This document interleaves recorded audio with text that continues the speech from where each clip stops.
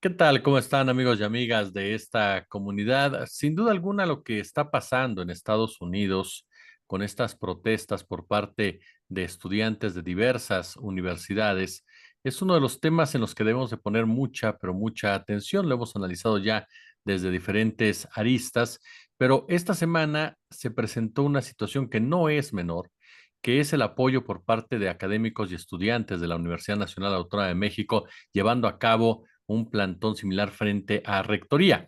Voy a platicar sobre la dimensión de este tema con el doctor César Pineda, a quien saludo, por supuesto, con muchísimo gusto. Mi querido César, ¿cómo estás? Bien, gracias por la invitación. Oye, César, pues yo lo primero que te preguntaría es eso. ¿De qué dimensiones valoras tú las protestas que se están llevando en Estados Unidos, la respuesta del gobierno norteamericano a las mismas y cómo valoras lo que se está haciendo en la UNAM, así como también ya entiendo en el mismo Colmex? Sí, quizá decir previamente que creo que el movimiento estudiantil norteamericano está muy atento a lo que ha sucedido en Palestina y para la gente que no está muy, digamos, centrada en el proceso de la cuestión palestina, quizá no le parece que ha pasado algo nuevo, pero creo que el movimiento estudiantil refleja que la crisis se ha agravado en Gaza, aunque todos y todas quienes estamos conectados al tema hemos visto lo que varias veces he dicho es un genocidio en curso. eh, Me parece que hay tres componentes fundamentales para entender, digamos, la radicalidad y también la rebeldía de la juventud estadounidense. Uno es que tuvimos la denuncia de Sudáfrica a Israel en enero pasado, denunciándolo de violar la Convención de Genocidio y el proceso por el cual es evidente que hay una mayoría de países que está condenando a Israel. Dos, el informe de la relatora para Palestina, Francesca Albanese, en relación a que ella ha detectado patrones genocidas en el proceso de violencia bélica de Israel contra Palestina.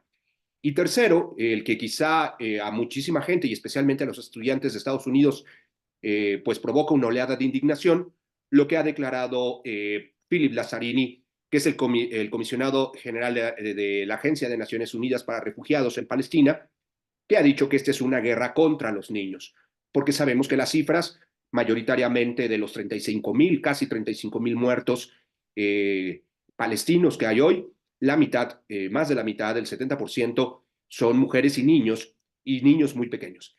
En ese sentido, la cuestión palestina ha cambiado de fase. Es lo que no alcanza a ver mucha gente, pues, digamos que no está de acuerdo con la lucha con Palestina o que no está atenta a este proceso.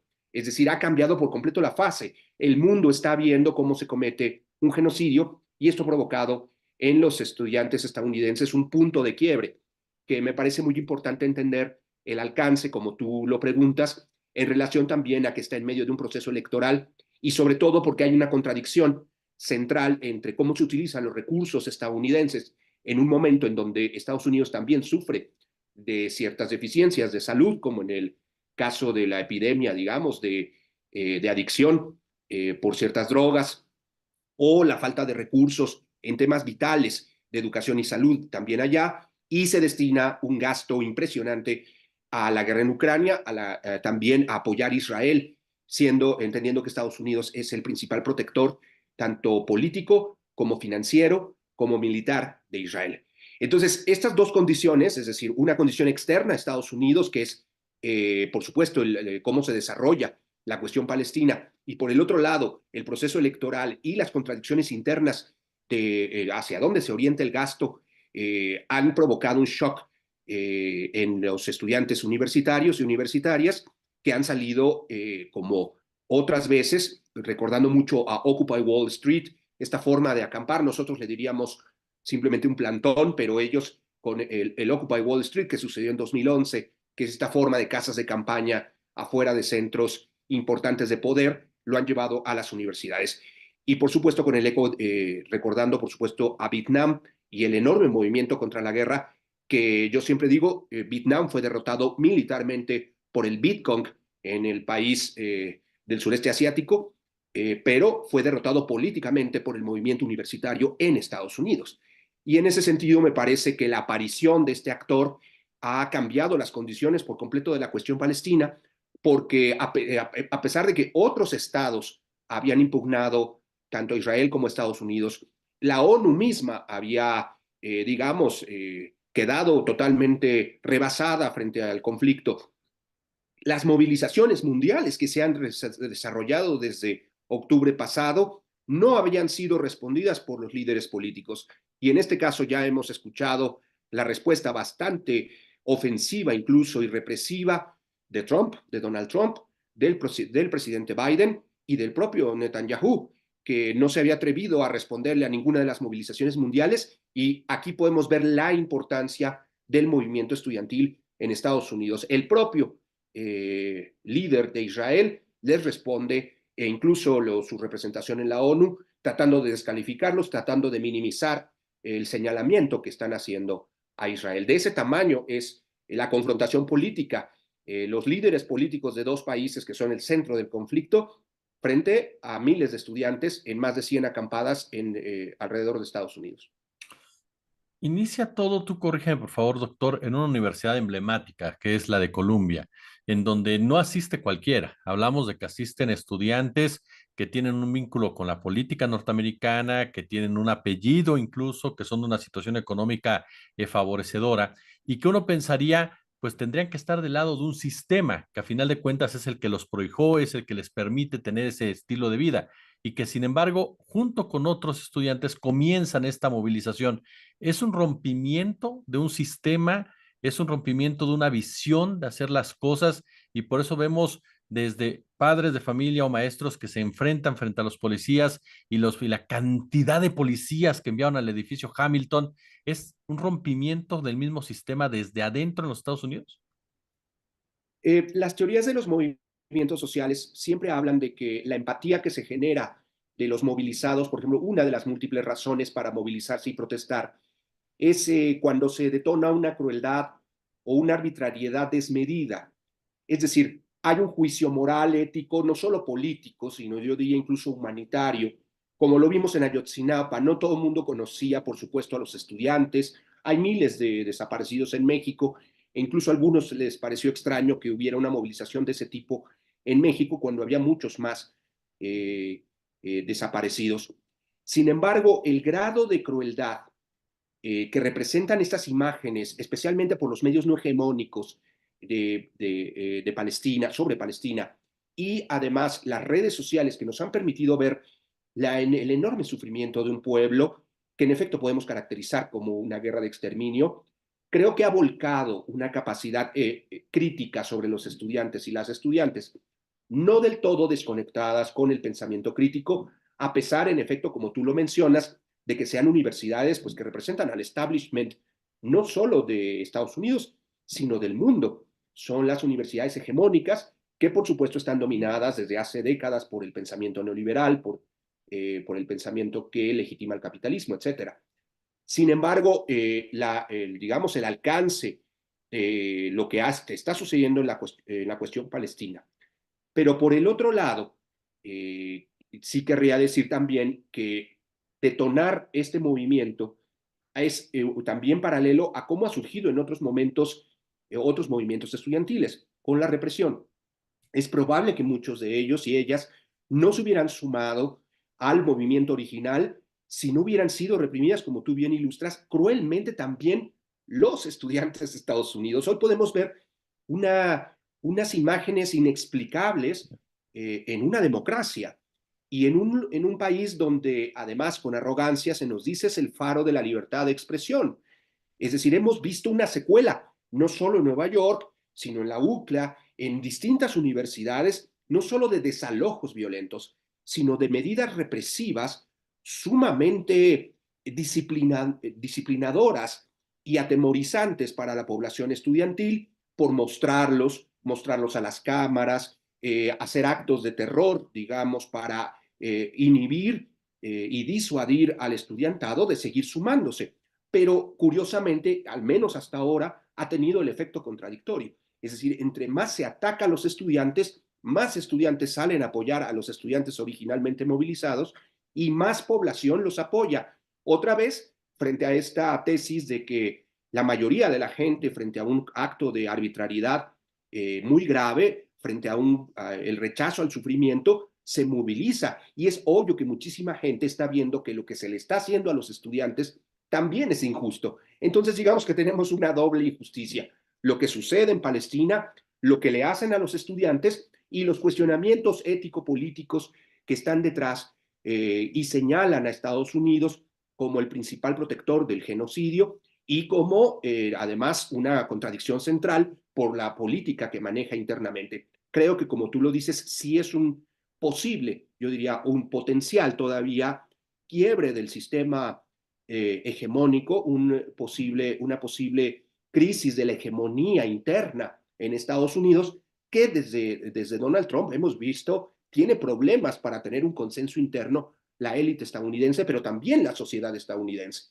En ese sentido, me parece que la emergencia del movimiento estudiantil no solo cuestiona lo que está sucediendo en Palestina, no solo cuestiona a Israel, no solo cuestiona a Estados Unidos, en efecto, solo como actor político mundial militar, sino también irrumpe y cuestiona las ideas dominantes que hasta ahora han establecido la hegemonía cultural en relación a lo que implica Estados Unidos. Hoy el faro de la libertad de expresión, hay múltiples caricaturas editoriales, periodísticas, revistas, que hablan de cómo se está violando la principal libertad de Estados Unidos, la libertad de expresión. César, en ese punto, ¿cómo calificas? Tú ya nos explicabas la represión, las posturas. ¿Es tal la influencia del lobby israelí, sionista en la sociedad norteamericana, entre las autoridades norteamericanas, o es simplemente un sistema que Estados Unidos siempre ha ejercido, pero que al disfrazarse de democracia, pues hacía que se olvidara un poco este tipo de actos en contra de las protestas? Yo diría que, como tú lo dices, sí es por supuesto el lobby, pero es insuficiente para explicar porque en efecto pareciera que Estados Unidos se juega todo con Israel. Incluso ha quedado junto con Israel en absoluta minoría solitaria en las votaciones en la ONU para reconocer a Palestina como un Estado. Es decir, es evidente políticamente que han quedado aislados. El mundo está condenando a Estados Unidos e Israel. Entonces la pregunta inmediata es, ¿hasta dónde está dispuesto Estados Unidos a llevar su apoyo a Israel? Y el problema es que vemos que Israel, y este es, digamos, el objetivo hegemónico de Estados Unidos, y siempre lo ha sido así, no solo es apoyar a Israel y que el lobby sionista tenga influencia en Estados Unidos, que la tiene y es abrumadora, así como de el capital bélico, el capital empresarial, las corporaciones bélicas que tienen una influencia tanto en Estados Unidos como en Israel, que es un segundo elemento que habría que agregar, sino que Israel implica el enclave de Estados Unidos de sus intereses en la región. Es decir, Estados Unidos no llegaría tan lejos si no implicara a Israel el dominio de la región del Medio Oriente, del petróleo y de una región decisiva para su confrontación con Rusia y con China. Es decir, estamos hablando de un enorme interés geopolítico por controlar la región, donde Israel es, junto con otros aliados ya que han logrado Estados Unidos después, el aliado estratégico por definición para mantener su hegemonía mundial. Es por eso que no es un tema menor. Es decir, Estados Unidos tiene una contradicción. Está dispuesto hasta ahora a sacrificar su consenso interno con sus jóvenes, con sus universitarios, para mantener sus intereses geopolíticos e imperialistas. Entonces, frente a esto, ¿cuánto podrá durar?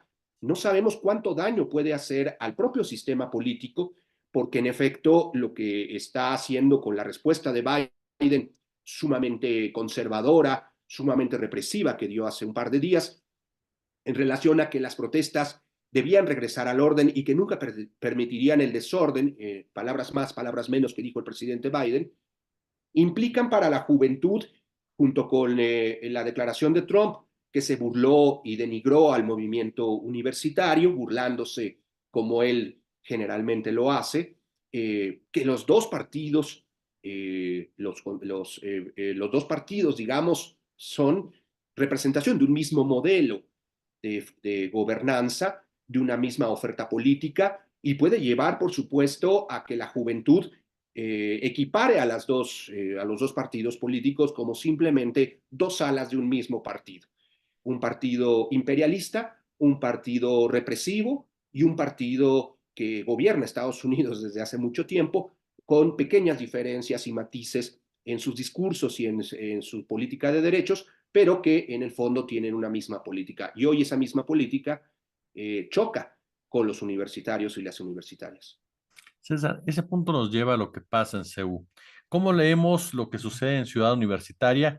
Tú has sido parte de movimientos de académicos que han estado protestando precisamente por este tipo de situación que se vive allá en Medio Oriente, por este genocidio. De repente escuchamos a un integrante también de la UNAM justificarlo de cierta manera o minimizarlo. ¿Qué nos refleja esto en nuestra máxima casa de estudios? Y también preguntarte las reacciones que ha habido por parte de comentócratas, quienes de una u otra manera intentan minimizarlo, diciendo es una imitación, están simplemente copiando lo que pasa del otro lado.